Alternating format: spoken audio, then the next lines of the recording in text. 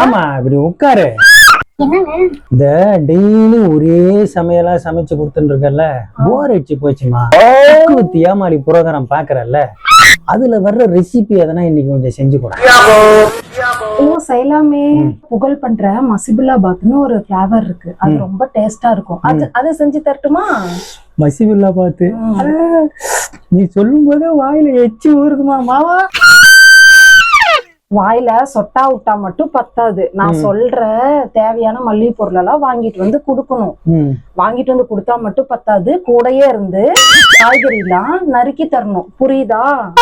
புரியுது அம்மா.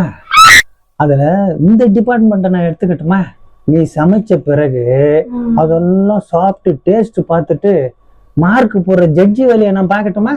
அதெல்லாம் நீங்க ஒண்ணும் கிழிக்க வேண்டாம். அந்த ஜட்ஜ் வேலையெல்லாம் பாக்குறதுக்கு எங்க அப்பா இருக்காரு. சரியா? காய்கறி நறுக்கு மட்டும் கொடுத்தா போறோம். காய்கறி நறுக்குன்னு சொல்றேன் மாமா. எப்படி நீங்க அருமையா சமைங்க, நான் போய் அந்த ஜட்ஜு கோட்டை மாட்டிட்டு வந்துடுறேன். என்ன மாப்பிள்ள, உங்களுக்கு அந்த கோமாளி காஸ்டியூம கொண்டு வந்து தரட்டுமா?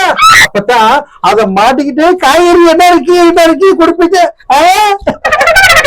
வாடி, ஒரு நாள் நைட்டு நறுக்குறேன். எங்க அப்பாவையும் நறுக்குவேன்னு சொல்ற? இன்னைக்கு நைட்டு நறுக்கிடுறேன்.